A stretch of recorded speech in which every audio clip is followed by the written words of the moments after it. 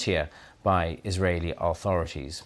Well, joining me now to discuss the visit of Jake Sullivan to Ramallah is the BBC Arabic's Shehata. Thanks very much for being with us, Saeed.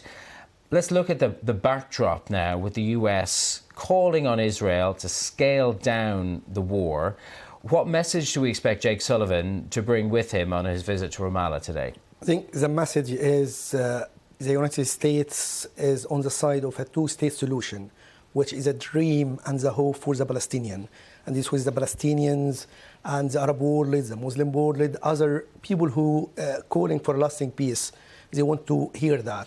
In addition to that, Jake Sullivan will tell Mahmoud Abbas about the communication between the United States and Israel regarding scaling down the intensive operation there, protecting civilians, doing more to help through aid, and trying even to talk about temporary truce in order to release hostages, prisoners, let more aid and less fighting. I think the message of Jake Sullivan is to give some hope to the Palestinian in this difficult time about a two-state solution, which is a call and request from different parties. Of course, we've been talking about the two-state solution again in recent days, with Israel saying it does not support that.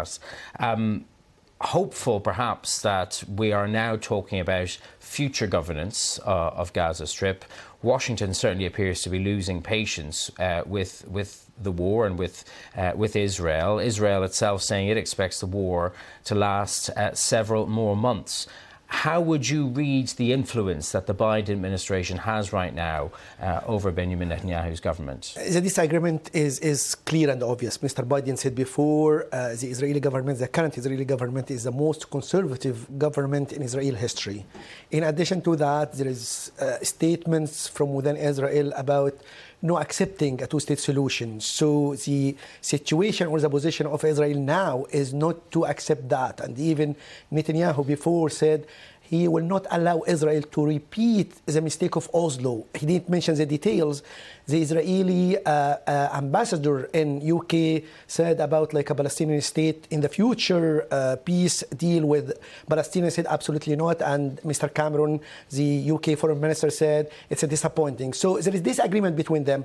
But at least, the Israelis told the American official that the intensive scale of operation will stop within 2 to 3 weeks. And there will be after that specific targets. So at least there is some easing the tension of that. And this might pave the way to some negotiation about the future. OK, Shehata from BBC Arabic, thank you for joining us with that analysis.